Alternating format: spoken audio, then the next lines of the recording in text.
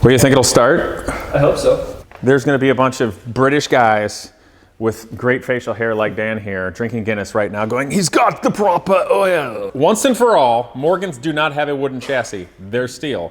Get over yourselves. Yes, I am an English mechanic. I hope it doesn't blow fire in my face. Yeah. All right, stop. Oh, it snorted.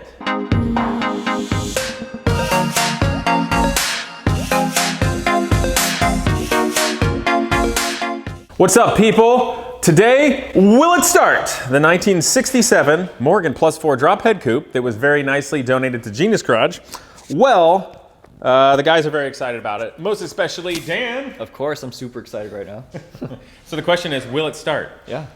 So why are we even doing a video on will it start? Sure. So we want to gauge the current mechanical condition of the car and see where we're starting off. This is mostly a exterior kind of restoration. Yes, it's very pretty. Right. The other side's okay. It looks good, but of course we want to make sure that it runs good, drives good. We've never seen it run. Exactly. We have no idea what we got, and it's probably not run in years. Right. Okay, so where do you want to start? What do you want to show them? Well, first we're going to check the fluids, so oil and. Let's do it. Yeah. So we're going to open up this hood first. And you made some nice prop rods to hold it delicately. Fiberglass round prop rods.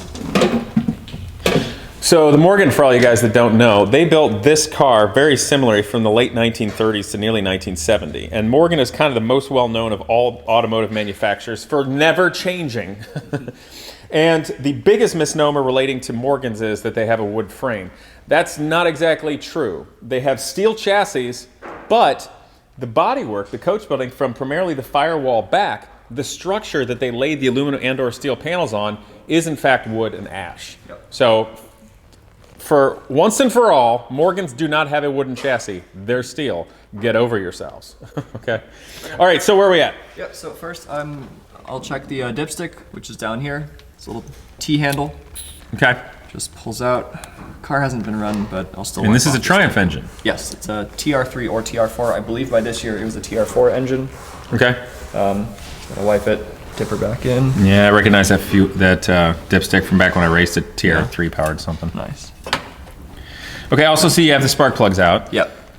It looked like it was running a little rich in the past. Yeah. So oil is actually perfect right now, and it's nice and clean, so we're fine to run with this. Now, something else I noticed when we got it is I saw this flamethrower, this later coil on it. So we popped off the distributor cap and found that it has been converted to electronic points. Yep. So that's either going to work or it's not. And I have a feeling it will work. So we don't have to worry about mechanical points. Yep. Okay. Okay. So what's your next step? So I'm also going to check the coolant level here, which is just off the radiator, just to make sure we have coolant in it. Which we do. It's actually full, so looks good. Now, you charged the battery yesterday. Yep. You want to show them where that is? Sure. So I have the wood panel out of it right now, but stock, there's just big wood panel here. Then our battery just goes in there. And we were expecting this to be a positive ground car, but it's actually a negative ground. I don't know if that was a conversion, but it's a good thing. It's a huge plus. So the seat back, if you look just to the right, there it is. That literally just lifts right out. And Dan's carefully removed the carpet and the other paneling, and also the nice piece of plywood over there that has the air cleaner sitting on it. That is actually the deck for back here. So that does go to show some of the wood structure in the Morgan. And if you want to come in close, I can show you more of that. So this is upholstered in very nice leather right here. But this wheel well is in fact wood. This structure through here is wood. And then if you look carefully down here, you can see the steel chassis of the Morgan.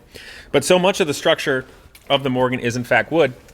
And if you lift the seat bottoms, which is a cushion, you can see the leather, basically like a hammock on the wood structure there, hold it. So very simple, going back to the days of coach building and whatnot. Also the door frames on the inside, the structure is largely wood, skinned in steel, and obviously with his hangers. And then it has this beautiful English walnut trim throughout.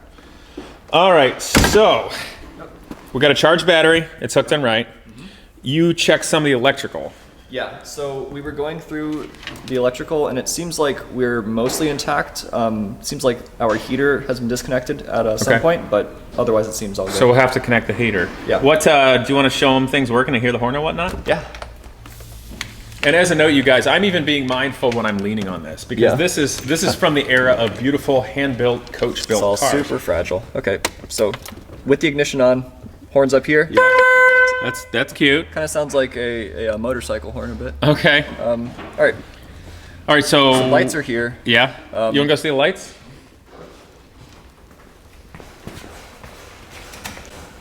Okay. So there's the parking lights and the driving light headlights. You got brights?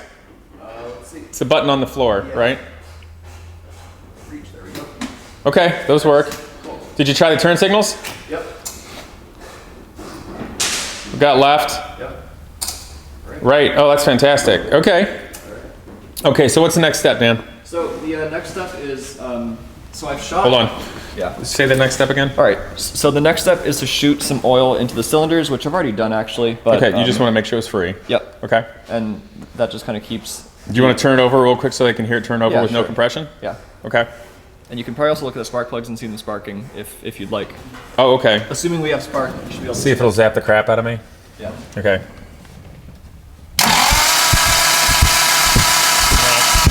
Okay. Well, it's turning over nicely. Okay. Yeah. And that probably is priming the heck out of the fuel system also Exactly. because it has the mechanical fuel pump right here. Now, Smell a bit of fuel right now. when we first got this, was the fuel bowl fill? No, it was It empty, wasn't. so I've actually been kind of priming this off camera. Oh, you primed it off camera, like right here you can lift up on this. Yep. There's a little tab down here you can bump it up and down. Exactly. The mechanical fuel pump runs off of a camshaft lobe, correct? Right, yep. Okay. All right, so you got to put the spark plugs back in, I imagine, after you clean them up, and then we're going to go over to the carburetors and see what's going on with that, right? Yeah. Okay, have at Check it. the fuel at those after I got the plugs in. Okay. All right. Would you like a blanket to put on the fender? Yes.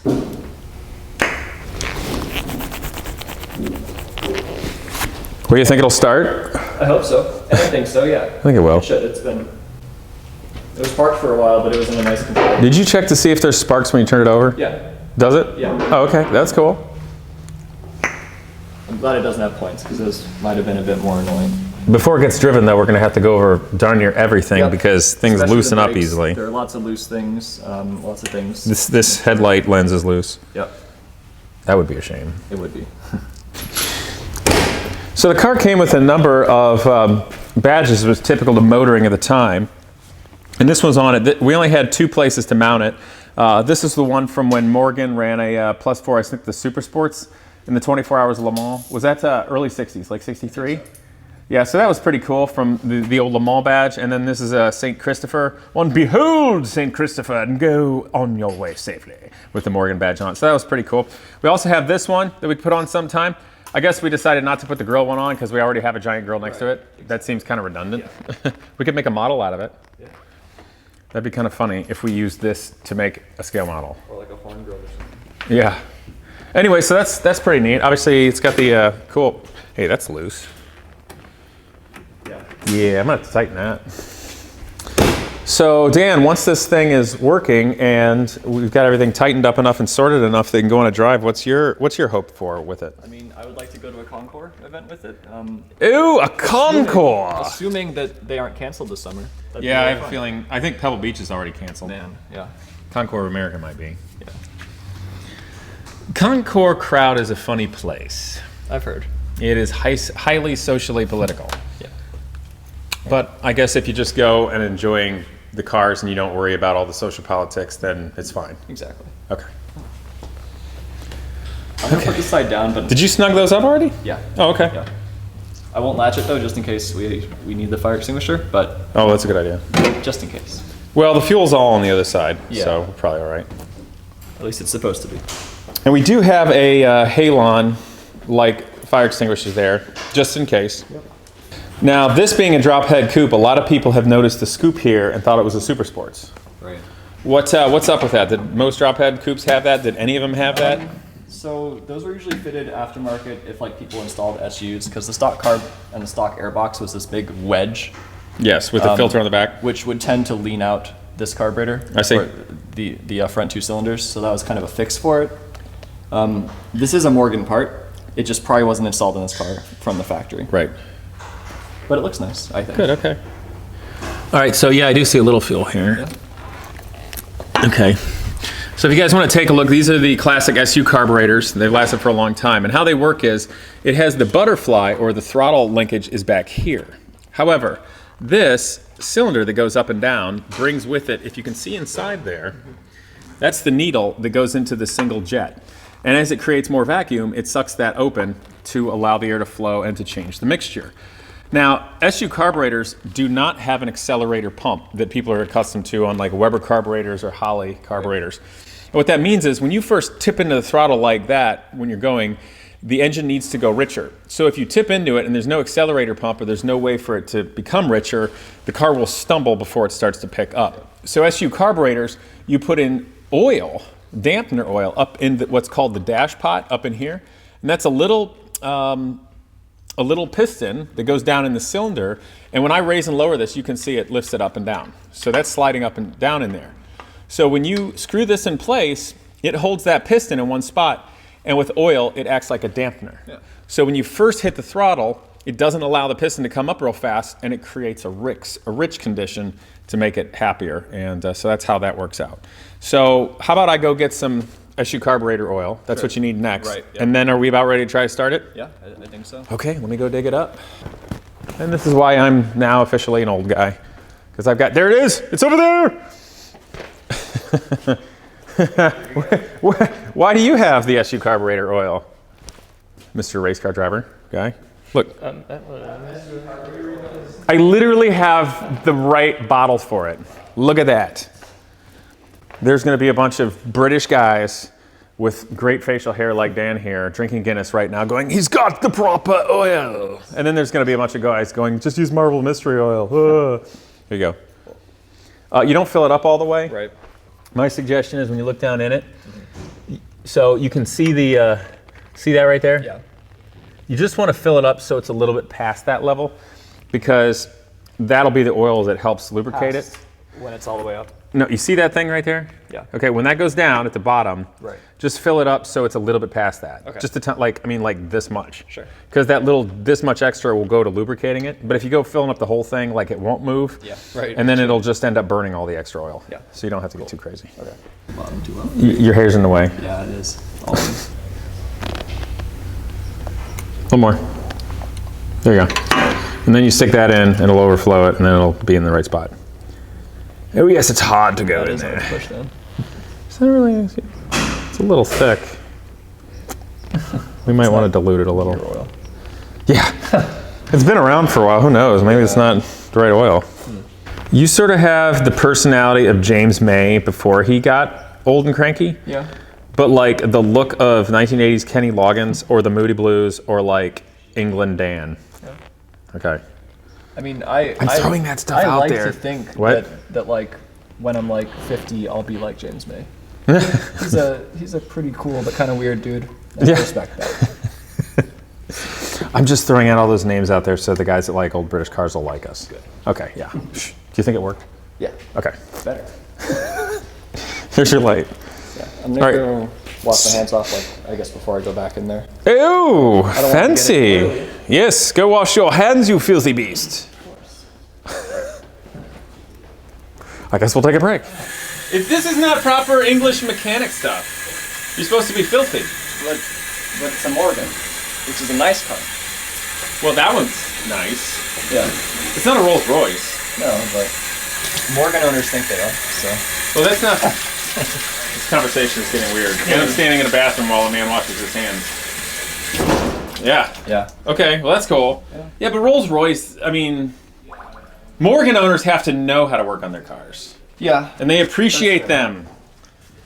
I will tell you what, I generally don't like car clubs, but the Morgan Car Club was pretty cool because everybody's eccentric and different, and they're all okay with that, and it makes it entertaining. And so, since we already checked if it had spark earlier, okay, I'm just gonna crank it and see if it goes. Okay. Mess with the throttle a bit. Do you want me to be the choke guy, throttle guy up here? Yeah. Are you just ready to kill it? That'd be good. Yeah. And are the terminals loose enough that you could rip one off if you had to? Yeah, positive it's loose. So. Okay. Yeah. And just make darn well sure it's in neutral, because it is a funny feeling gearbox. It is a weird gearbox, but yeah, it's in neutral. Yeah, it's neutral. Okay, hope it doesn't blow fire in my face. Yeah. Okay, so this one, these starters, you really have to wait for them to stop spinning before you hit it again. Okay. Do you know what I mean? Yeah. Okay. All right. I'll have the throttle, you crank? Yep. Okay, go ahead.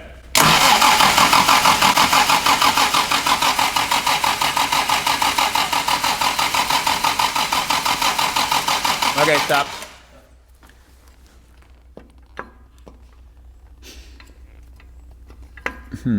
I might go to try to choke it a little bit. So the choke on this basically lowers the jet on the bottom. It's sort of a funky thing. Let's see if it'll do it. Okay, I am choking it now. Shall we give it a go again?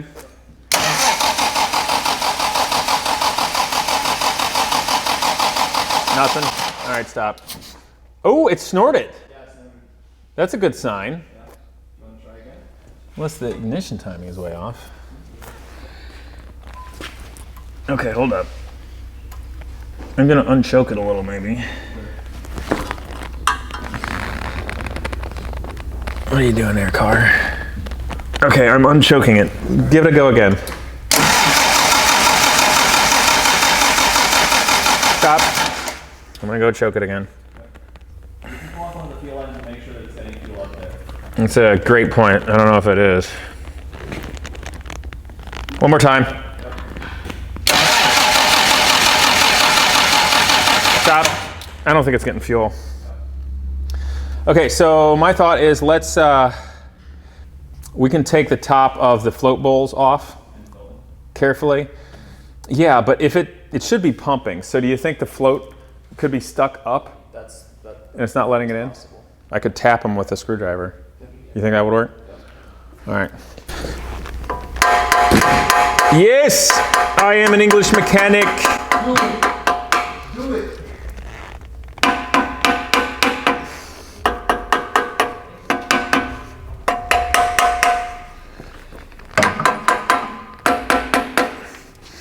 I guess we'll try this one more time, see if it decides to like us. Go ahead. Ooh. Stop. It kind of wants to. There's some stinky old fuel. Go ahead.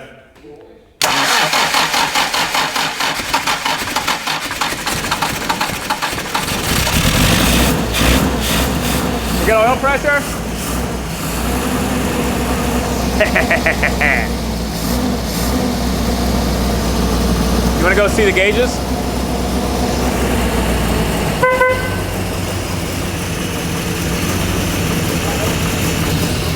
I just let it go.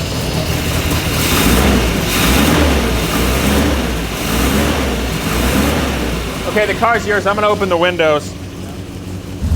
If you see on our dash, we have a working ammeter, working water gauge, and fuel gauge. Oil pressure gauge is actually stuck. Okay. It's a little rough, but I mean, it's running. It's all right. It's a Triumph motor. Yeah.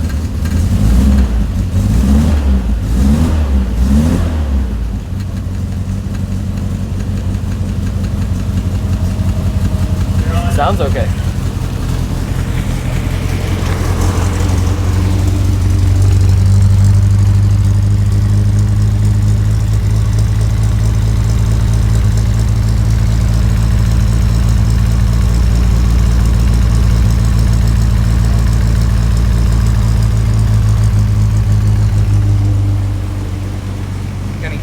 Yep.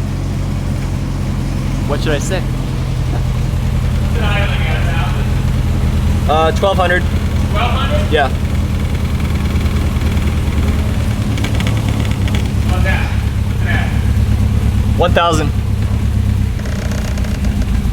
What's that? Like 900, 800. Rocks a little bit.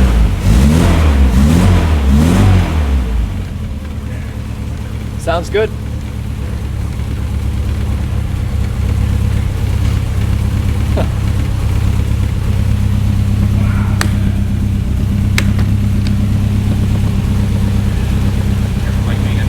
Yep.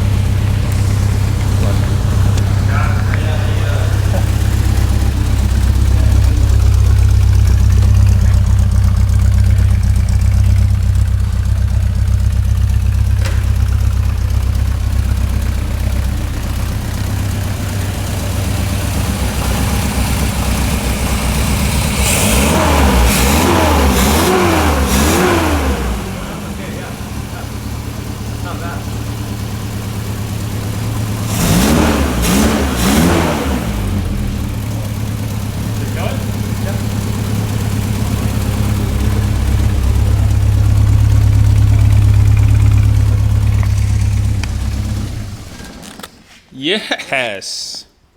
And it was charging and everything, so that's cool. Our oil pressure gauge is broken right now, but It is? yeah, it just stays at 75. Oh, the oil pressure? Yeah. You got to tap on it like an old movie. Yeah. Okay, so we'll have to fix the oil pressure gauge. Yeah. Okay. Well, will it run? It did run, so yeah. Yes. Yes, it will run. Now what? Brakes, and then Oh, brakes. Okay, then what? transmission fluid maybe, but Yeah, we could do that. And the diff. Yeah. Well, we should change all the fluids. yeah. And then we got to tighten things up. Mm-hmm. How old are you? 21? Oh, good. So we can go get like a Guinness. Yeah. English car guys, what beer is the most appropriate beer to celebrate at a pub for getting your Morgan to run? What do you think? I think Guinness. Okay, that's all we got. We'll see you guys next time with the Morgan. I hope you enjoyed today's video, and naturally that you will subscribe, but please click that bell so I can continue to bring you wholesome and entertaining automotive content. Also, a huge thanks to Avalon King ceramic coating. They're supporting this channel and making this all possible. But more importantly, I'm looking forward to use it on all of my vehicles, including my old dirt bike. Ceramic coating bonds directly to the surface of your paint, trim, and plastics to give a long-lasting shine that beats all waxes. It lasts for years and it's easy to maintain. I've got it on my Viper right now, and my car has never looked this good. So give them a try. Again, thanks for watching, and I look forward to see you next time.